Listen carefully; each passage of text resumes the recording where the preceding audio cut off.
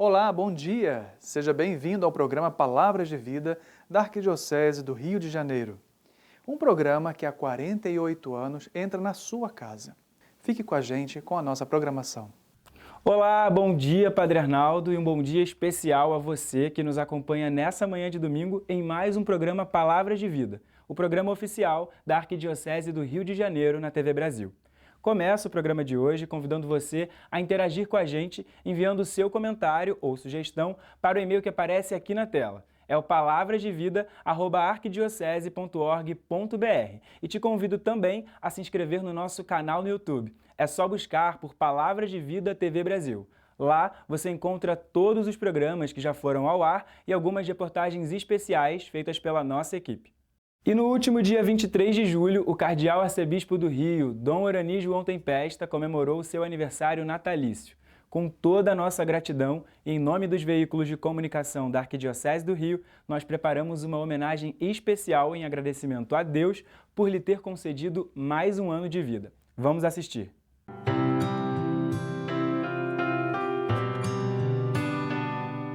Ó Deus, que velais sobre o vosso povo com bondade e o conduzis com amor, dai o espírito de sabedoria e a abundância de vossas graças a vosso servo, Dom Orani João Tempesta, nosso arcebispo, que hoje completa mais um ano de vida e a quem confiastes o cuidado de nossa direção espiritual.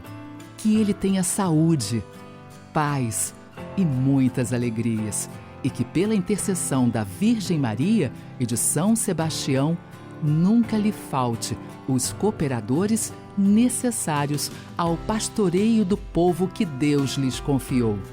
Por Jesus Cristo, nosso Senhor. Amém.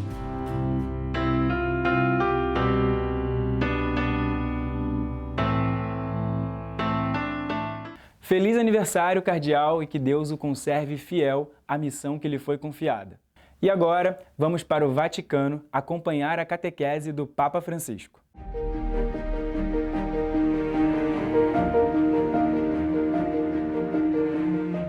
Em nome do Padre, do Filho e do Espírito Santo. Amém. Dalla lettera di San Paolo Apostolo ai Galati. Começamos com então a leitura da carta de São Paulo aos Gálatas, capítulo 1, versículos 2 a 5. Leitura da carta de São Paulo aos Gálatas. Às igrejas da Galácia, a vós, graça e paz da parte de Deus, nosso Pai, e do Senhor Jesus Cristo. Ele se entregou por nossos pecados, para nos libertar do presente mundo mau, segundo a vontade de nosso Deus e Pai. A Ele a glória pelos séculos dos séculos. Amém. Palavra do Senhor.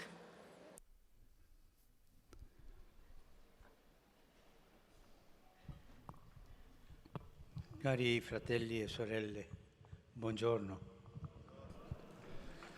Estimados irmãos e irmãs, bom dia. Dopo il lungo itinerario dedicato alla preghiera, Depois do longo itinerário dedicado à oração, hoje iniciamos um novo ciclo de catequeses. Faço votos. Com esse itinerário da oração, conseguimos rezar um pouco mais e melhor. Gostaria de refletir sobre alguns temas que o apóstolo Paulo propõe na sua carta aos Gálatas. É uma carta muito importante. Diria até decisiva, não só para conhecer melhor o apóstolo, mas sobretudo para considerar alguns dos temas que ele aborda em profundidade, mostrando a beleza do Evangelho.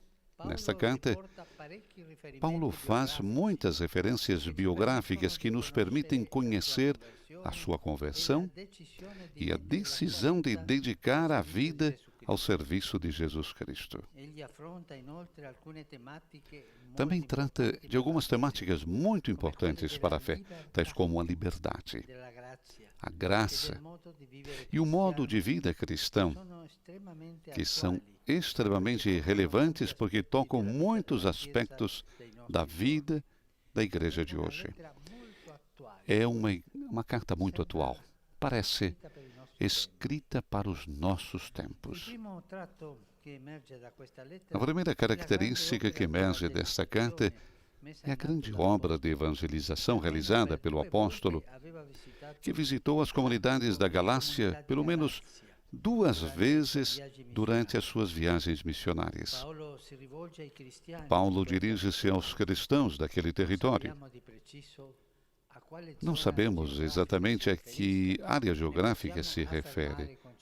Nem podemos afirmar com certeza a data em que escreveu esta carta.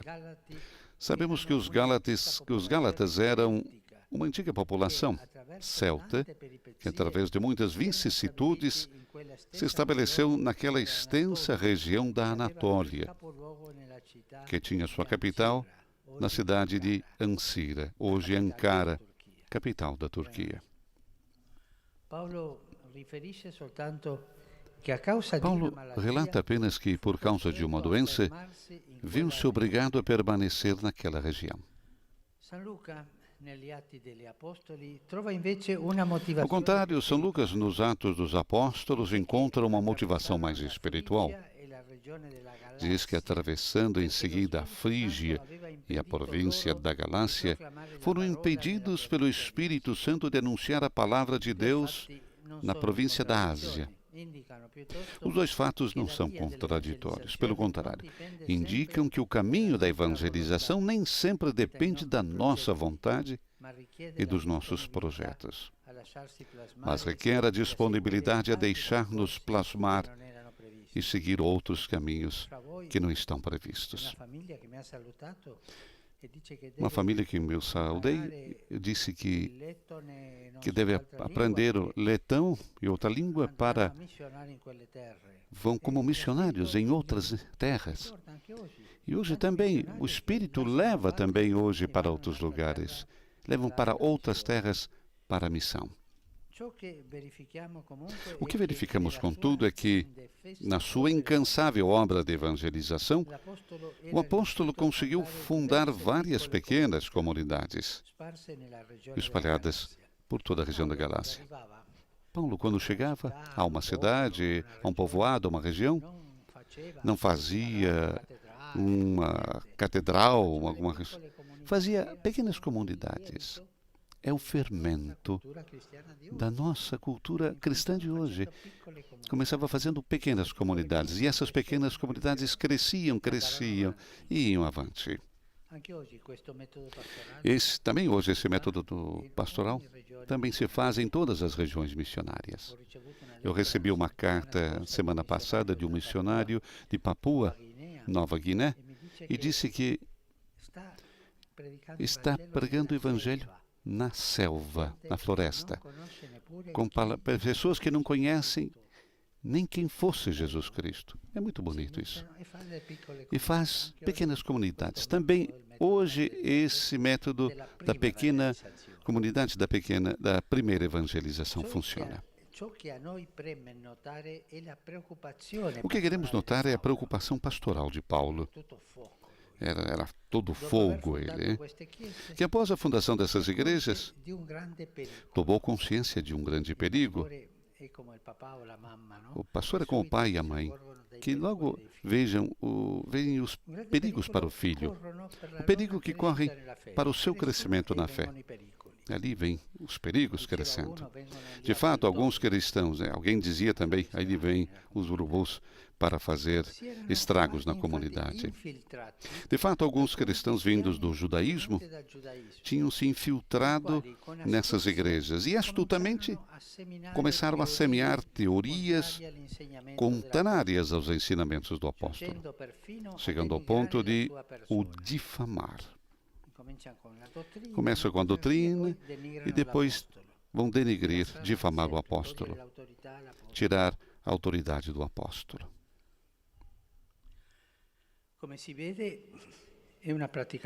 Como podemos ver, é uma prática antiga de apresentar-se em certas ocasiões como o único possuidor da verdade, os puros, e procurar menosprezar o trabalho dos outros até com a calúnia. Esses adversários de Paulo argumentaram que também os gentios, os pagãos, tinham de se submeter à circuncisão e viver de acordo com as regras da lei mosaica. Voltam para trás. Voltam às observâncias de antes. Aquilo que tinha sido ultrapassadas pelo Evangelho. Voltam. Portanto, os Gálatas teriam de renunciar à sua identidade cultural a fim de se submeterem às normas, prescrições e costumes típicos dos judeus. E não só. Esses opositores argumentaram que Paulo não era um verdadeiro apóstolo e, por conseguinte, não tinha nenhuma autoridade para pregar o Evangelho. Tantas vezes nós vemos isso. Pensamos em qualquer comunidade cristã, qualquer diocese, se começam as histórias e depois acabam por desacreditar o pároco, o bispo. É a estrada do mal, dessa gente que divide, que não sabe construir. E nessa carta aos Gálatas, vemos esse procedimento. Os Gálatas encontram-se numa situação de crise. O que deviam fazer? Ouvir e seguir o que Paulo lhes tinha pregado? Ou ouvir os novos pregadores que o acusavam? É fácil imaginar o estado de incerteza que animava os seus corações. Para eles, que conheceram Jesus e acreditaram na obra de salvação realizada através da sua morte e ressurreição, foi verdadeiramente o início de uma nova vida, uma vida de liberdade. Tinham enveredado por um caminho que lhes permitia finalmente ser livres, não obstante a sua história estivesse imbuída de muitas formas de escravidão violenta, nomeadamente a que o sujeitou ao imperador de Roma. Portanto, perante as críticas dos novos pregadores, sentiam-se desorientados, incertos sobre como se comportar. E a quem ouvir, a quem tem razão? Esses ou Paulo, que estão ou esses que estão ensinando outras coisas? A quem ouvir? Em suma, os riscos eram realmente elevados.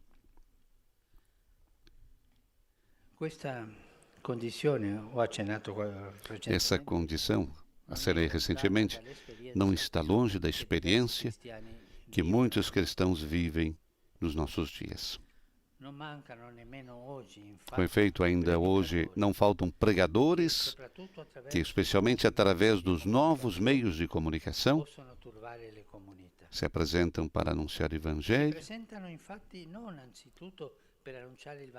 não para anunciar o Evangelho de Deus que ama o homem em Jesus crucificado e ressuscitado, mas para reiterar com insistência, como verdadeiros guardiões da verdade, qual é a melhor maneira de ser cristão. Afirmam energicamente que o verdadeiro cristianismo é aquele a que estão ligados, frequentemente identificado com certas formas do passado, e que a solução para as crises de hoje é voltar atrás, para não perder a genuinidade da fé. Também hoje, como outrora, existe a tentação de se fechar em algumas certezas adquiridas em tradições passadas.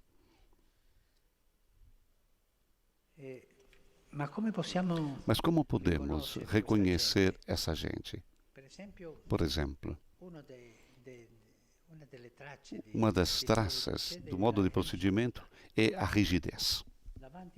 Diante da pregação do Evangelho que nos faz livres, esses são rígidos, sempre a rigidez. Você deve fazer isso, você deve fazer outra coisa. Rigidez. É deles que estou falando. ci farà bene. Então, seguir o ensino do apóstolo Paulo na carta aos Gálatas irá nos ajudar a compreender qual o caminho a seguir. O caminho que o apóstolo indicou é aquele libertador e sempre novo de Jesus crucificado e ressuscitado. É o caminho do anúncio que se realiza através da humildade e da fraternidade. Um pregador não conhece o que seja humildade, fraternidade. É o caminho da confiança mansa e obediente. Os pregadores não conhecem a confiança mansa e obediente. Na certeza de que o Espírito Santo age em cada época da Igreja. Em última instância, a fé no Espírito Santo, presente na Igreja, nos leva avante e irá nos salvar. Muito obrigado. Conclui assim Papa Francisco.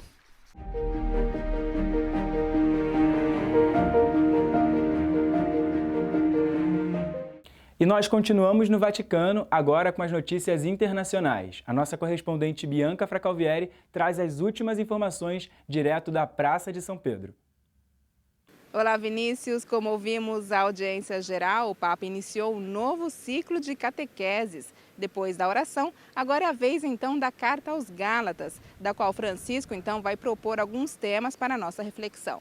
Mas o assunto da semana aqui no Vaticano foi a mensagem que o Papa enviou a todos os avós e idosos do mundo, em vista do primeiro Dia Mundial dedicado à terceira idade, dia que vamos celebrar no próximo dia 25 de julho. Também foi anunciada a indulgência plenária a todos que se unirem a essa celebração.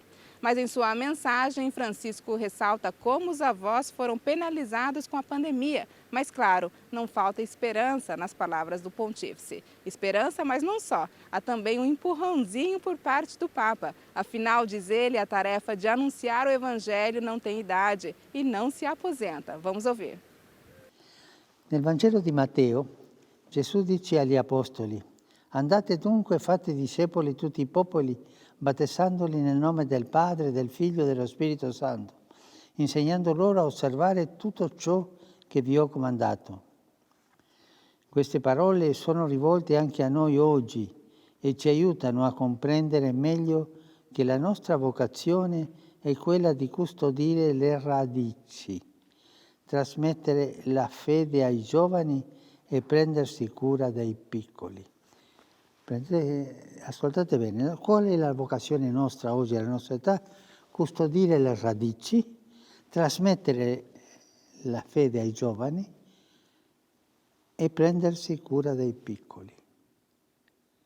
Non dimenticate questo. Non importa quanti anni hai, se lavori ancora oppure no, se sei rimasto solo o hai una famiglia, se sei diventato nonna o nonno da giovane o più in là con gli anni, se sei ancora autonomo o ti hai bisogno di essere assistito, perché non esiste un'età per andare in pensione dal compito di annunciare il Vangelo, dal compito di trasmettere le tradizioni ai nipoti. C'è bisogno di mettersi in cammino e soprattutto di uscire da se stessi per intraprendere qualcosa di nuovo. Do Vaticano, Bianca Fracalvieri para o programa Palavras de Vida. Obrigado, Bianca. Até semana que vem.